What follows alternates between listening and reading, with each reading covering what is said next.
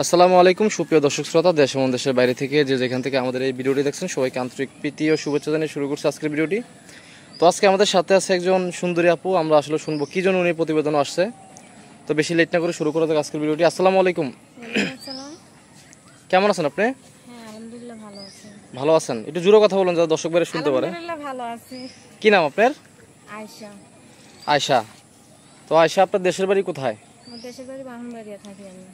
ব্রাহ্মণবাড়িয়াতে? বর্তমান কি ব্রাহ্মণবাড়িয়াতে আছি আমরা? জি জি জি, ব্রাহ্মণবাড়িয়া থাকি। ব্রাহ্মণবাড়িয়া, হ্যাঁ। বর্তমান বয়স কত আপনার?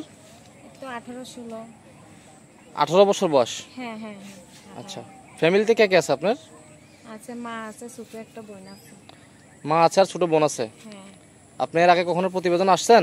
না না না, আমি কোনো সময় প্রতিবেদন আসিনি, আজকে আসছি। এবারই প্রথম না? হ্যাঁ। তো আপনার কি বিয়ে শাদী ছিল আগে? না না না, বিয়ের সাথে হলে কি আর প্রতিবেদন বাড়াইতাম? তো কেন আসলেন প্রতিবেদন আপনি? অনেক কষ্ট হয়, বাবা ছোটবেলা ফেলাইতে হয় গেছে গা। মানে আম্মার লয়া থাকে, আম্মা অসুস্থ, তার জন্য প্রতিবেদন দাঁড়াইছি। ভালো একটা মন পাইলে, ভালো একটা মানুষ পেলে বিয়ে শাদী বসবো।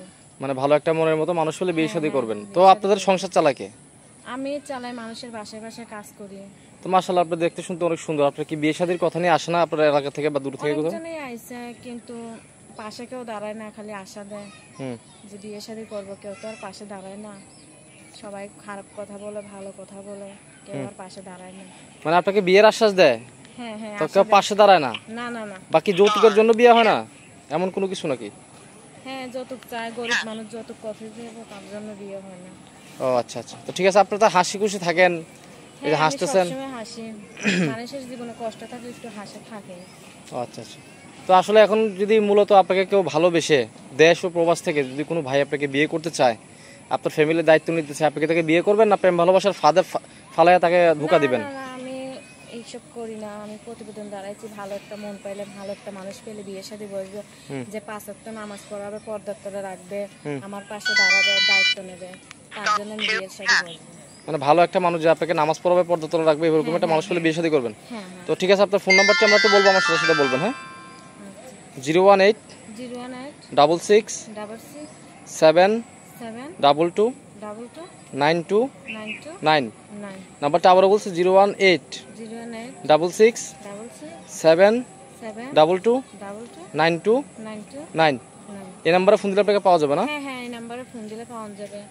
আর একটা কথা কি, কেউ খারাপ কথা বলবেন না, সবাই পাশে দাঁড়াবেন, দয়া করে কেউ খারাপ কথা বলবেন না।